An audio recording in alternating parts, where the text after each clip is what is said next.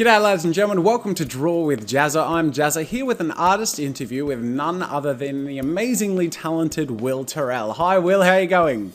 I'm wonderful. Thank you for having me on. Let's begin at the very beginning, Will. Let's talk about you. So where did you come from as an artist in your early budding days? I mean, when I was a kid, I always drew like most kids do, but I didn't really think I could do it as a living. It wasn't until I got into high school and I was trying to figure out what I was going to do for a living because I wasn't really good at much of anything. And I decided I wanted to write comic books for a living, not draw them. I was going to be a writer. And a friend of mine asked me to write a story for him to draw and then kind of never got around to drawing it.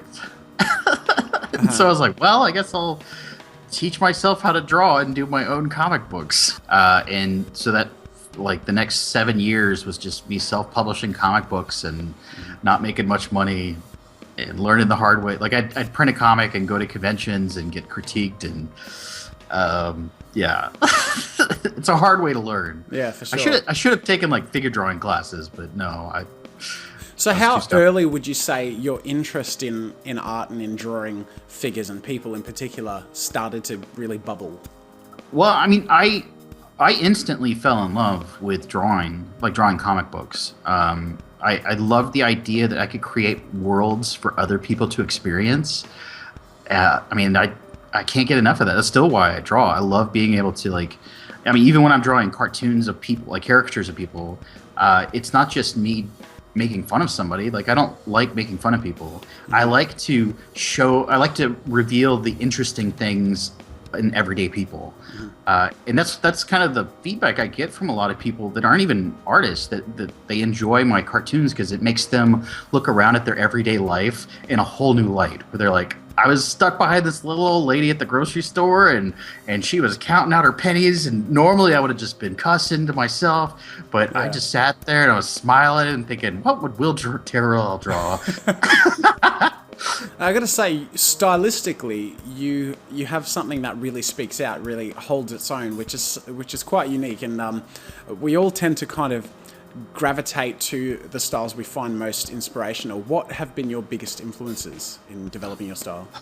Oh man, it's kind of all over the map. Right after high school, I really wanted to be like, I wanted to do like Jeff Smith, who did Spawn, and Michael Turner, who did Witchblade, who I know you're a big fan of. Yeah, love Witchblade. Fantastic stuff. Yeah. I was one of Michael Turner's biggest fans, and I would go to conventions every few months just to go meet him and show him my new drawings. And like, at one point, he actually offered me an internship. Really? Wow. I'd met him so many times, but I was like, I had such low self-esteem back then. Like, I didn't think I was good enough at anything, and so I never followed up on it. I mean, he gave me his business card. He's like, here, call me.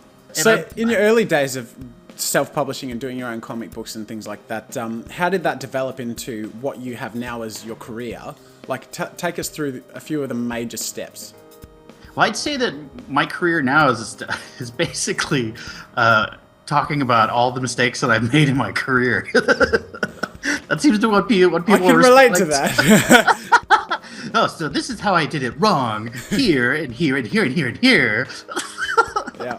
But I've learned to laugh at myself, and so that's made it a lot easier. But yeah, I mean, early on, like I published my first few comic books, and I couldn't sell them. Like, I would go to like arts festivals and comic shows, and nobody wanted to buy them. And they're just like little mini comics. I was trying to sell them for $1. But they all wanted me to draw their kids like Spider-Man. And so I was like, oh, I could make $100 in an afternoon just drawing kids as Spider-Man, which is basically caricatures. And I just kind of stumbled into doing caricaturing. I had no idea like it was an actual career. And then the more I did it, the more I got better at it, and it helped to pay for my addiction of making comic books. How do you approach differently doing a caricature as opposed to coming up with a character of your own? Is it that different a process? I guess it's so when I'm sketching people out in public, I'm mostly just trying to capture their personality, and so that that seems to come about in different ways. Like sometimes I'll see like a person and they're just shapes. And so like I gotta draw shapes to capture that person, you know, or like they're very like stocky and they look like a square, and so I'm just like, all right, I'm gonna start with a square and turn it into a person, you know, or they're very top heavy, so I'll start with a triangle and turn them into a person, or they're just very like loose and limber. So it's just like squigglies. So I'm mostly just entertaining myself by trying different things every time I approach a different character when I'm sketching people. But when it comes to doing comic books or like storyboarding or cartooning, I do that to an extent. But for designing characters for like an ongoing thing, what I'm looking for is consistency. I want all the characters in the story to sort of look like they belong in the same universe. Does that make sense? So they all have the same sort of design language usually. You know, and I like to like pair them up. So you got like a big guy and you got a skinny guy, or you got two medium where it's like big up on top and big on the bottom on the other character. I like to just kind of balance it out, but they're all sort of designed together and simplified to the point where I can draw it over and over, you know, consistently without hating myself. I'm hoping, do you have on you that business card that you gave me when I saw you at the meetup? This one? Yes. That's it. Awesome. Sorry to make you go grab that, but Will handed me his business card, which is like a little booklet, and I found myself reading it several times because it's just such a cute little thing. It's like it goes through the process of becoming an artist and how it's not this instant thing, and I found it a very wise little piece of information to give people at the same time as it being a cute little fun promotion to yourself. It was quite an interesting perspective to share, and I was hoping to get a bit more of that from you. How you mentioned earlier in your development you're a bit more awkward or had some self-esteem issues with your art. How have you developed, and what are some of the major points that have made you kind of awaken to being the artist that you are today and having that confidence? So when I started, I was not an artist. So I know, but I looked at it sort of like becoming a doctor or a lawyer. You know, it takes 10 years to become a doctor or 10 years to become a lawyer. So if it takes me 10 years to learn how to draw, I might as well give it 10 years and see what happens. And it was pretty close to 10 years before I really got good enough that people would hire me to do comic books for a living. Yeah, same here. I have the exact same experience. And then after 15 or 20, it's kind of like, oh, okay, this is fun. But yeah, so I always knew, I don't know why I knew early on that it's possible to learn anything. The trick is to simplify it and figure out the steps you need to do to get good at it. So when artists approach me about, I want to learn how to draw, but I'm not good enough, or I can't even draw a straight line with a ruler, I'm like, well, it just takes time and practice and boiling your drawing enough time so that like you can turn everything into a visual language. Like you can draw an eye so that it's recognizable as an eye to everybody else, not just to you, and drawing a nose so that it's recognizable to everybody else, not just you. And then doing, and everything else is just like, I mean, it's like learning the letters of the alphabet, you know, A, B, C. Somebody had to teach you how to do that, and then they had to teach you how to put it into a sentence that makes sense. Here's a question that I get a lot, that I'm sure you get a lot as well. How much of it is talent and how much of it is practice?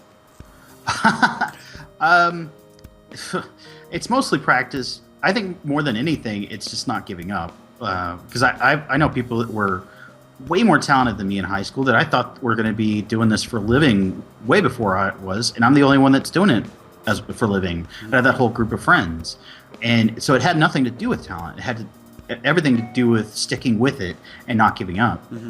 And so yeah, talent will help you, but the real talent is that stick-to-itiveness. I've got a... Sorry, my brain just died on me. Brain fart moments. That absolutely happens all the time. It's really embarrassing. I'm actually like... The problem with YouTube and stuff is you portray yourself as someone who's really snappy because of all the editing you do. In person at the meetup, I just kept stumbling over my words and like staring at people blankly and like thinking, this is not who they expect. See, that's why my videos are like 45 minutes long of just me talking.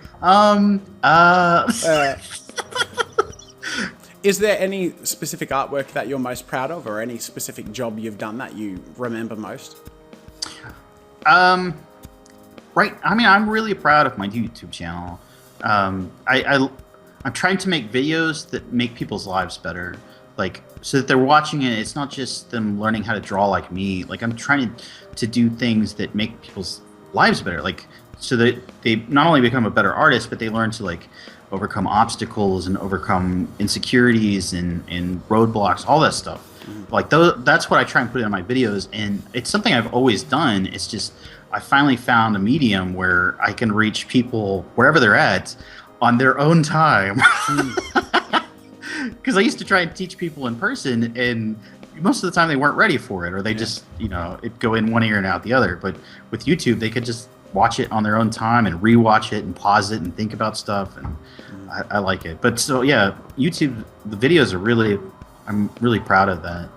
By the way, anyone who's looking to find more of Will's work, the links are in the description to his YouTube page and his stores and wherever he's selling his stuff. So you can make sure to go check that out if you're interested in seeing more of his style. What inspires you? What do you see or experience that makes you hunger to create? It's the idea of just mastering my craft. Like, early on, I did things because I wanted to be successful. But now I do things because I want to get better. Like, someday I'll do the perfect caricature. I actually, I love drawing to the point that it makes me laugh. That's cool. So if I can do a caricature of somebody and it makes me laugh, I'm like, all right, I did it. Yeah.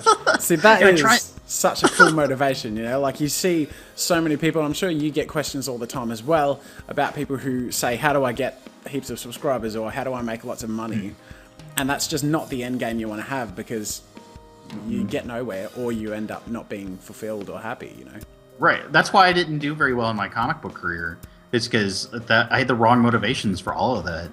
I was like, someday I'll be a millionaire, and So let's talk about you as a person separate to your art, because I'm sure your fans would want to know a bit more about you. What's your favorite color? Blue. Yeah. Like aqua blue. That's my favorite. What's your favorite food? Oh my goodness. You're going to get me in trouble. I'm on a diet now. Part of the reason I moved to California is so I could eat healthier and be more active. But yeah, pizza. What's your favorite sound? Oh man. I'm trying to be James Lipton here. These are like, this is my attempt at like deep questions. I don't think it works very well. I love the sound of a crow quill scratching the page as I'm inking a comic book page. That's a good answer. But I don't ink traditionally as much as I used to. Whenever I've got a deadline, it's just digital. But I love the sound of a crow quill. If you were unable to do what you are doing artistically in your career, where do you think you would be? Or what would you be doing? I'd probably be teaching. I'd say that more than being an artist, I'm a teacher. Yeah. So I would still be teaching. Somehow, I don't know what I would. I probably wouldn't be teaching at a school or anything, because I'm not very good at doing what people tell me to do. But I'd still love to teach. It's very fulfilling. Yeah. Yeah. It's that engagement, I suppose, too, that you get with people. Earlier on, it was like I'd learned how to do it wrong so many times that I could understand it from the inside out. By the time I figured out how to do it right, and so I was able to teach all the steps that you need to do it right, and organize it in such a way that it makes sense to people, even if you have no experience. But now it's part of that.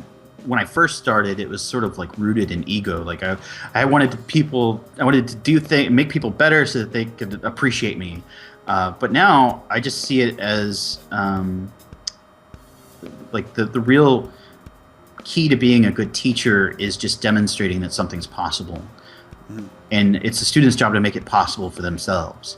And so for me, my job is to just do what I do and explain the process as best as I can and plant seeds, and hopefully they grow. So now when I meet artists, like I'm like, if I look through a whole body of work, like their whole sketchbook or something, I'm like, so here's something you're doing throughout the entire sketchbook. And if you tried this, it would make your whole process better. And I love seeing like them light up, like, I get it now. That's cool. amazing. Yeah. And then you see them like a year later, and it's like they've turned into a tree. You know, like it was just this little sapling, and now it's like. Yeah. A question you may get sometimes, that I get sometimes too, is why don't you do this style or that style? Why don't you do this realistic artwork, or why don't you do this animation or cartoony artwork or something? People kind of wanting to see you do different things other than what you specialize in. What is your mentality with that? Do you do it in your private time, or is that something that you really like to kind of own the style you're in? I used to get that question a lot, but I don't anymore. And I don't know if it's because I've found my voice, where back then it was just kind of, I was just trying to do it. I was trying to do it well enough that people would notice. But now I don't care. I'm just doing what I do. And I found my voice. And so when people look at my drawings, they're like, oh, that's a Will Terrell drawing. Like there's no doubt in their mind anymore. Yeah. It doesn't look like anybody else's drawings. And I guess that's why the question... That's a good way to put it, yeah. Because, I mean, for example, there's an animator, Harry Partridge, who you see his style and you think, that's Harry Partridge, and is amazingly good. And you'd never want him to be any different because you hold yourself up to him as a standard. Or like J. Scott Campbell or whatever. You know, you'd never ask him to not draw what he draws because you're just waiting to see what he draws next. You know, so but when he first started, it was just a Jim Lee clone, and everybody was like, you know, you draw really well like Jim Lee, and then now he's J. Scott Campbell. You would never compare him to Jim Lee. He's like completely different. Yeah. Early on, I really wanted to be Michael Turner, and so my style really looked like. I mean, if you look at it, it was like, oh, that looks like you're trying to be Michael Turner. But then at some point, I just stopped doing it completely, and you don't even recognize it in my work anymore. Except maybe when I draw girls, like in comic books, it kind of still looks like Michael Turner. Yeah. But yeah, at one point, it was like you couldn't tell the difference. It looked like I was just aping Michael Turner. Yeah. It's like you're using other people as crutches to stand on until we find our feet, really. Yeah, I remember just copying Michael Turner pages. Like I would redraw them line for line just to see. It was letting my hand experience what it's like to do a professional drawing, because I'd never experienced that before. It was like I would do stuff and it just looked wrong all the time. But copying a Michael Turner page line for line, it was like, oh, I see it. Like you're sort of understanding it, but you can't do that forever. You got to put it away eventually and find your own voice. Otherwise, you're never going to be happy doing what you're doing. But so, were someone to come to you and say, Will, what is the get started motivation package? What are the things that you would say that they need to have to get a move in the industry? I would say the number one thing is you have to find your joy. Like, because I run into so many talented artists, like way better than me, that don't like what they're doing. Like they don't even like painting. They don't even like drawing. And I'm like, what? Why? Like, you got to get back to that place where you were like 12 years old and just laying on the floor with crayons and drawing whatever you wanted. If you're not there, you're just going to be miserable. Say you do get a job where you get paid to do it and you get paid a lot, you're just going to be a slave to it. You're not going to enjoy it if you, and it's going to make you miserable. But if you're trying to get in, that's where you have to start, is find your passion, find your joy, and figure out why you like being an artist to begin with, or whatever it is that you want to do. You have to find that, and then find a way to get paid to do it, and never lose sight of why it's important to you. Because that, if you do that, you might as well just give up, or start over or something. I don't know. I really like that your air of motivation and influence is really positive. It's all about positivity and happiness, and that's really cool, man. Well, I try. Were you able to go back in time though and speak to young Will Terrell? What would you say to him? What would you warn him about? What would you encourage him to do? I'd probably tell him to stop taking himself so seriously. I probably spent probably about 10 years just not being happy and not enjoying my life and not liking myself. That's not a good place to be, because you got to live anyways. You might as well enjoy it somehow.